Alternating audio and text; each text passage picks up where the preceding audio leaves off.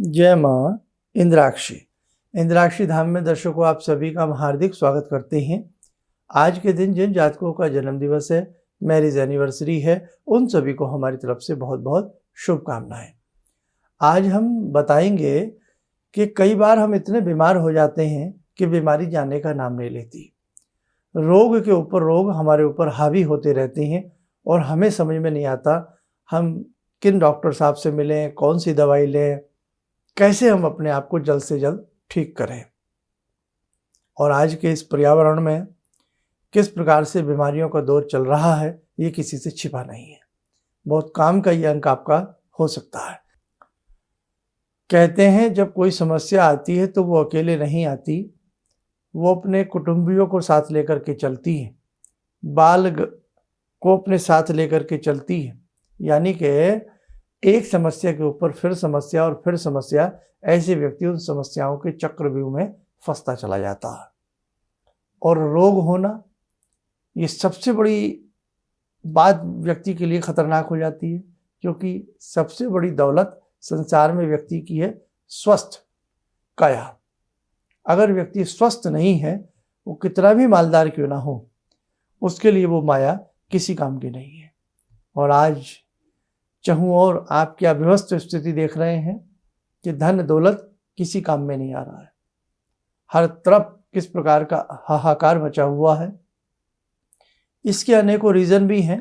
आज की जो ये स्थिति बनी हुई है उस मुद्दे पर नहीं आना चाहता, लेकिन सब्जेक्ट है कि कैसे हम रोगों से अपना बचाव करें और अत्यधिक बीमार होने पर, अत्यधिक रोग के ऊपर रोग होने पर हम क्या कर सकते हैं। देखिए, सबसे पहली बात तो कि ये रोग होते क्यों हैं, है ना, उसका कारण क्या है। सबका अपना अपना शरीर है, अपनी अपनी जलवायु के हिसाब से व्यक्ति जीते हैं।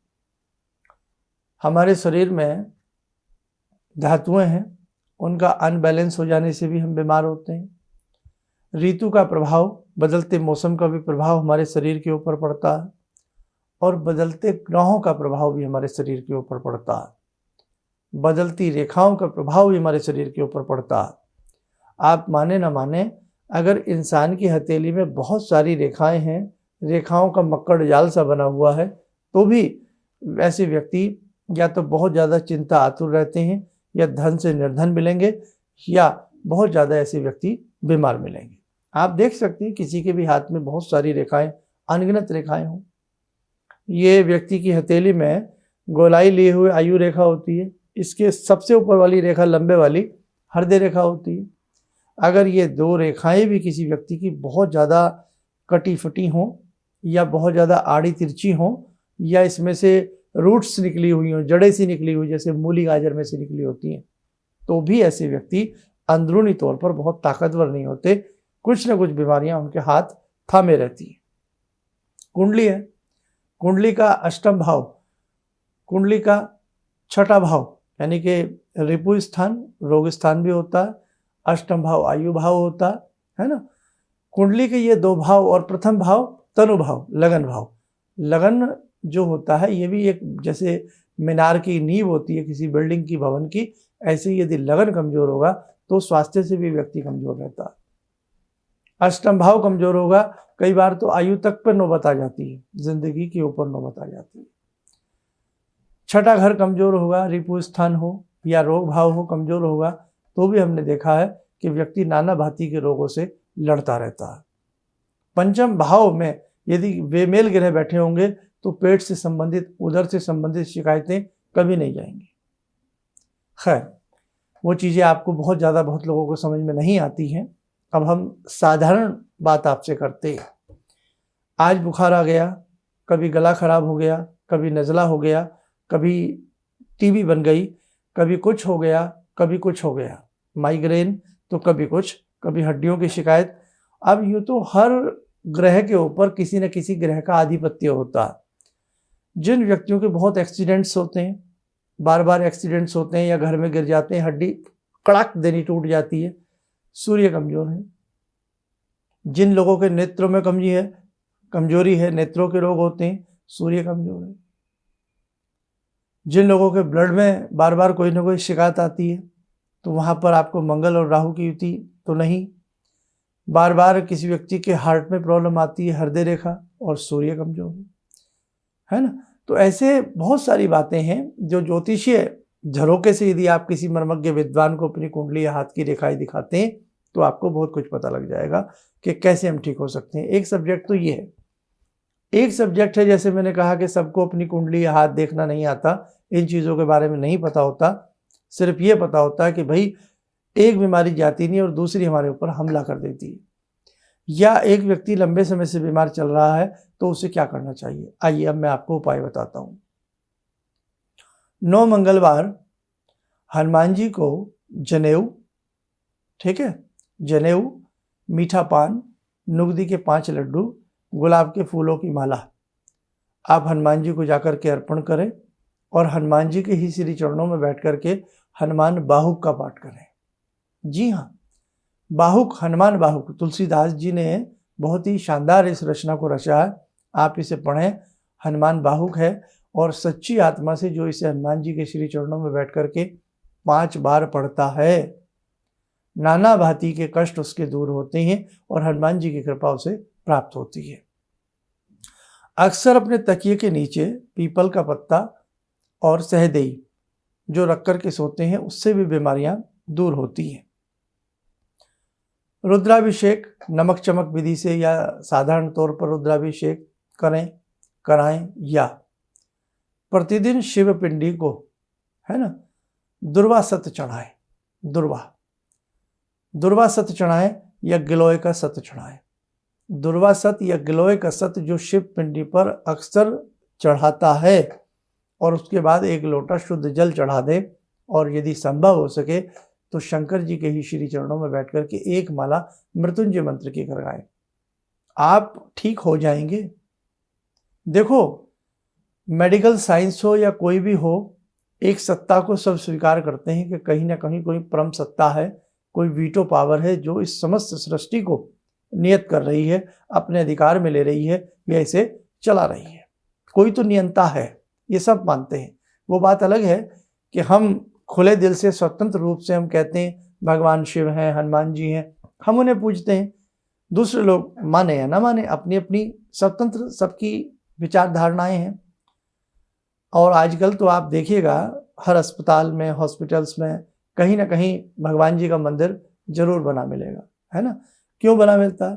क्योंकि जब सारे इलाज लाइलाज हो जाते हैं, जब डॉक्टर साहब की समझ में कोई बीमारी नहीं आती या उसका कोई निदान नहीं निकलता, तो कलम या उंगली ऊपर की तरफ उठा दी जाती है कि अब तो भगवान ही कोई चमत्कार कर सकते हैं, गॉड कुछ कर सकते हैं, है ना। उसे गॉड कहें, कुछ भी कहें, तो कहने का भाव ईश्वर हैं, उन्हें आप नकार नहीं सकते। वो बात अलग है कि समय पर उन्हें पहचान लें, समय पर उन्हें याद कर लें तो आप जल्द ठीक हो जाएंगे। अब हमने हनुमान जी की बात कही, आप 9 मंगलवार उपाय करके देखें। इसी के साथ साथ हमने कहा शिव पिंडी के ऊपर आप 2 चीज़ें चढ़ाइए, दुर्वा सत चढ़ाइए, गिलोय का सत चढ़ाइए। 1 दिन गिलोय सत, 1 दिन दुर्वा सत, 1 दिन गिलोय सत, 1 दिन दुर्वा सत। आप कुछ दिन चढ़ा के देखिए रेगुलर वे में, और वहीं बैठ करके त्र्यंबकम मंत्र का जाप करें। और यदि आप बाहर नहीं जा सकते, बहुत जगह लॉकडाउन है, जो भी है, तो आप जो हैं घर में ही, आपके पास नर्मदेश्वर हैं, पारस शिवलिंग है, कुछ भी है, उन पे आप चढ़ाइए, थोड़ा थोड़ा चढ़ाइए, चाहे 2-4 चम्मच चढ़ाइए, और बाद में चरणामत के रूप में आप उसे स्वीकार भी कर सकते हैं। अगर पारस शिवलिंग है तो वो आप पान ना करें, पारस शिवलिंग के ऊपर चढ़ा हुआ पान ना करें। अदरवाइज नर्मदेश्वर हैं, काले पत्थर के शिवलिंग हैं, या और कोई ऐसे शिवलिंग हैं, उनका आप जल ग्रहण कर सकते हैं, लेकिन पारस शिवलिंग का नहीं, ठीक है। पारस शिवलिंग का जल जो बच जाए चढ़ा हुआ, वो आप किसी गमला में, किसी में प्लांट वगैरह में आप उनको अर्पण कर दें। ऐसे ही आपकी जितनी आयु हो गई है इस समय, उतनी आयु का ट्रिपल कर दो और उन पैसों से बंद पक्षियों को आज़ाद करा दीजिए। ये जीवन में इस बात को अपना लो। या जब जब आपका जन्मदिन आता, अपने जन्मदिन के दिन अपनी आयु को तिगुना करके उतने पैसों के आप पक्षी खरीदो और उन्हें आज़ाद करो, पिंजरे सहित। भले ही हमने कहा, जैसे मिसाल के तौर पे एक व्यक्ति की आयु 40 साल हो गई, हमने 120 कर दी, है ना, तिगनी कर दी। अब तिगनी करने पर एक आधा पक्षी तो मिल ही जाता है, 100-200 रुपये का कबूतर मिल जाता है, कुछ भी मिल जाता है। और यदि आपके पास पॉकेट अलाउ करती है तो और पैसे उसमें मिक्स कर दो, मिला दो, पिंजरे के सहित वो पक्षी खरीदो और पक्षी को खुले प्रांगण में ला करके या कहीं थोड़ा अलग हट करके ला करके आकाश में उड़ा दो, बड़ा आपको पुण्य मिलेगा। और जो पिंजरा है उसे तोड़ फोड़ के एक तरफ फेंक दो। आज़ादी सबको अच्छी लगती है, कैद किसी को अच्छी नहीं लगती है, वो बेचारे किसी से कह नहीं पाते हैं, है ना। और जैसे गौ माता हैं, आप नियम बना लो कि मैं 2, 4, 5 गायें जो मुझे घूमती हुई मिलती हैं, मैं इनको प्रतिदिन चारा खिलाऊंगा। आपके नाम से कोई खिलाए, आप देख लेना, आप ठीक होना शुरू हो जाओगे। आपका जितना वजन है, ये उपाय नोट करते जाना है, बाद में इस वीडियो को आराम से सुन लेना। आपका जितना वजन है, आप अपने वजन के बराबर दाना खरीद लें। उस दाने में गेहूं, मकई, ज्वार, बाजरा सब कुछ मिक्स कर सकते हैं आप। और वो मिक्स अनाज प्रतिदिन पक्षियों को डालें, चाहे अपनी छत पे डालें। कहीं बहुत लोग डरते हैं, सवाल आ जाते हैं कि दाना छत पर डालें ना। भाई देखो, बड़े बड़े शहर हैं आजकल, तो बहुत जगह तो पार्क ही नहीं है, जगह की किल्लत है, पक्षी नहीं दिखते, तो सुबह सुबह मुट्ठी 2 मुट्ठी 4 मुट्ठी छत पे डाल दीजिए। या आसपास कोई पार्क है वहाँ जाकर के डाल दीजिए, या कोई पक्षियों का स्थान बना है ना, जैसे मुंबई है, दिल्ली है, तो यहाँ तो बहुत स्थान ऐसे बने होते हैं जहाँ बहुत सामूहिक रूप में कबूतर आते हैं, तो वहाँ आप कुछ भी दाना डाल दीजिए, जंगल में डाल दीजिए, कहीं भी डाल दीजिए, अपने वजन के बराबर थोड़ा थोड़ा रोज डालिएगा। और लगता है बहुत सारे पक्षी आते हैं तो वो सारा भी डाल सकते हैं। ऐसा आप महीने में 1 बार करते रहिए, फिर देखिए आप ठीक होते हैं नहीं होते हैं। देखो, दुआएं भी साथ देती हैं और बद्दुआएं भी साथ देती हैं। दुआ तत्काल रिलीफ दिलाती है आपको, किसी भी नाम से। जब हम किसी के लिए प्रेयर करते हैं, प्रार्थना करते हैं, कहते हैं ना किसी की बद्दुआ मत लेना। और बद्दुआ तो भाई जब तक पीछा करती है, जब तक हमारी ज़िंदगी का दरवाज़ा बद्दुआ खटखटाती रहती है, जब तक हम मिट्टी में ना मिल जाएं। इसलिए कभी किसी की बद्दुआ ना लें। सबसे अपनी अच्छी हिसाब से सबसे ही ऐसी कृपा का पात्र बनने का प्रयास करें कि बस जीवन है तो सब कुछ अच्छे से रह जाता। और एक उपाय बता देते हैं, तुलसी के 11 पौधे, तुलसी के 11 विरवे, 11 पौधे आप किसी भी मंदिर में 2, 4, 5, 6 मंदिरों में लगाइए। किस दिन? बृहस्पतिवार के दिन, सोमवार के दिन नहीं, बृहस्पतिवार के दिन आप लगाइए, बहुत अच्छा लाभ मिलेगा आपको। और सोमवार के दिन पीपल के पौधे आप नदी, तालाब, पोखर, मंदिर, धर्मस्थल, धर्म क्षेत्र, तीर्थ क्षेत्र, कहीं भी लगाइए आप पीपल के पौधे, बहुत ही अच्छा आपको आराम मिलेगा। अपने जन्मदिन के दिन नियम बना लो कि आप 5 वृक्ष लगाइए, 5 पौधे लगाइए, उसमें पीपल ले लो, नीम ले लो, है ना, और बहुत सारे ऐसे पौधे हैं वो लो। आप देखिए फिर कैसे आपको अच्छा लगेगा। आपने देखा ना कि एक ज़माने में कितने पीपल के पौधे होते थे, चारों तरफ पीपल के वृक्ष लगे होते थे। आज ऑक्सीजन की हाहाकार हो रही है। और पीपल का पेड़ कितनी ऑक्सीजन देता है 24 घंटे, आपने सबको मालूम है ये चीज़ें, है ना। क्या ऑक्सीजन की कीमत हो गई है, किस प्रकार से क्या बना हुआ है, किसी से छिपा नहीं है। आप पहले हम लोग पीपल के, हर गांव में इतने ज़्यादा पेड़ होते थे, शहरों में होते थे, हर जगह होते थे, नीम के होते थे, है ना। अब सारी जगह वो पेड़ कटते जा रहे हैं, अंग्रेजी पेड़ लग रहे हैं जो धूप के न छाँव के, किसी भी काम के नहीं है ना। ना उनके नीचे बैठने का आनंद है ना कुछ है। तो पहले में और अब में फ़र्क आया है, तो जीवन भी दुर्धर बनता जा रहा है हमारा। इसलिए पीपल का जो पेड़ है, वृक्ष है, वो पूजनीय है। हम उन्हें जल देते हैं, नमस्कार करते हैं, प्रणाम करते हैं, उनकी पूजा करते हैं, ऑक्सीजन का भंडार है वो, है ना। आप पीपल के पेड़ के नीचे बैठ जाएं। पहले हमारे सब शास्त्रों में लिखा है कि पीपल के पेड़ के नीचे ज्ञान की प्राप्ति होती है। क्यों? क्योंकि वहाँ का वातावरण ऐसा होता है, वायु में प्राण बिखरे होते हैं। वहीं बैठ करके पीपल के नीचे आप प्राणायाम करें, पीपल के नीचे हनुमान चालीसा पढ़ें, पीपल के नीचे कोई भी सद धार्मिक ग्रंथ की आप 1-2 घंटा बैठ के अध्ययन किया करें। आपको पता लगेगा, समझ में आएगा आपके शरीर में किस प्रकार का विकास होगा। और महामृत्युंजय मंत्र की 5 माला जो व्यक्ति प्रतिदिन करता है और गायत्री मंत्र की 5 माला प्रतिदिन करता है, और ऐसे मैंने 3 कवच बताए थे, दुर्गा कवच, श्री राम रक्षा स्तोत्र और इंद्राक्षी। कोर्स थोड़ा बढ़ जाएगा, लेकिन ये चीज़ें अगर कोई व्यक्ति करता है तो अपने घर में सुरक्षा के साथ रहें, निर्भय के साथ रहें, बाल बाका नहीं होगा, ईश्वर कृपा करेंगे और आप स्वस्थ रहेंगे। गायत्री मंत्र में इतना तेज है, गायत्री मंत्र में इतने प्राण हैं, इतनी ऊर्जा है। आप ढंग से गायत्री मंत्र किसी मर्मज्ञ से सीख करके करें, फिर देखें। मृत्युंजय मंत्र में इतना तेज है, मृत्युंजय जो मृत्युंजय के मृत्यु के ऊपर विजय प्राप्त करा दे, मृत्युंजय मंत्र। आज हमारे देश में आज भी यदा कदा ऐसे साधु हैं, आपको मेरी बात सुन करके शायद अतिशोक्ति लगेगी, कि जो मुर्दे में प्राण डाल दें। ये मृत्युंजय मंत्र, मृत्युंजय मंत्र की गुप्त विद्या थी, शुक्राचार्य से प्रारंभ हुई है, कि कई बार लोगों ने ऐसे प्रमाण देखे हैं प्राचीन काल में कि मंत्र को पढ़ा गया, अब वो विद्या विलोप होती चली गई। बहुत सारी विद्याएं समय के हिसाब से विलुप्त होती चली गई।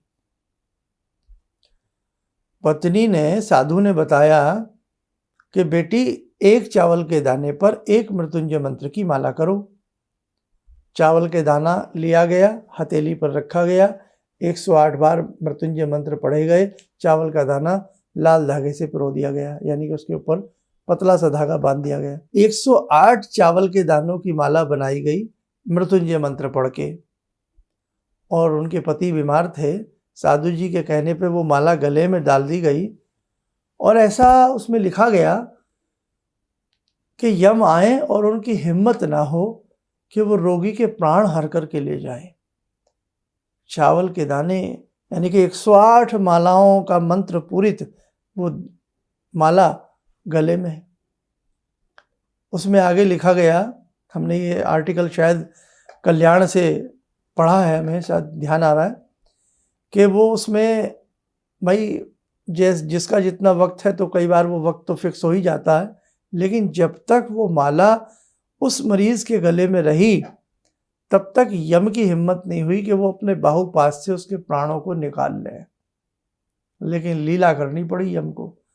व्यक्ति अपनी पत्नी से कहता है, रोगी कहता है कि मुझे ये माला चुभ रही है, थोड़ी देर के लिए आप इसे निकाल दो।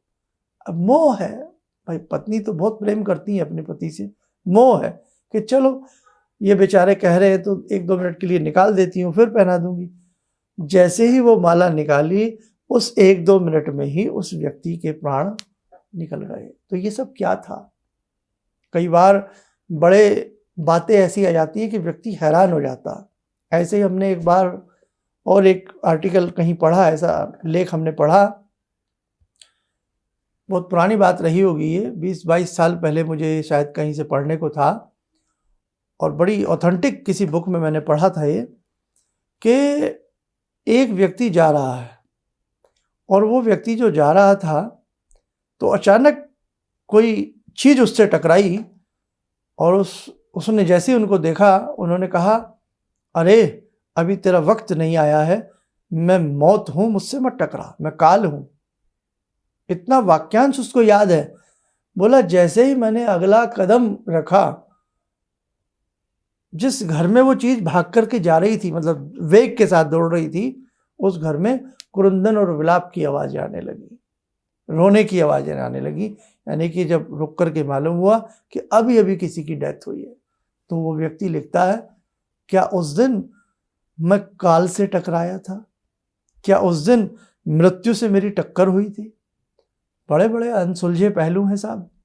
इसीलिए इस जीवन को बहुत अच्छे से सुरक्षित रखिएगा, ताकि भगवान की कृपा बनी रहे और सब स्वस्थ बने रहे। तो आज जो मैंने उपाय बताए, इनमें से जो आपको सही लगे आप जरूर कीजिएगा, आपको बहुत अच्छा लाभ प्राप्त होगा। किसी को समझ में ना आए, लगे कि कैसे हम रोगों से पार पाएं, तो किसी विद्वान व्यक्ति को अपनी कुंडली दिखा लें। कुंडली ना हो तो हाथ की रेखाएं किसी को दिखा लें। जितनी अधिक संख्या में आप औरों को जोड़ने का प्रयास करेंगे, आप पुण्य के भागी बनेंगे। जय मां इंद्राक्षी।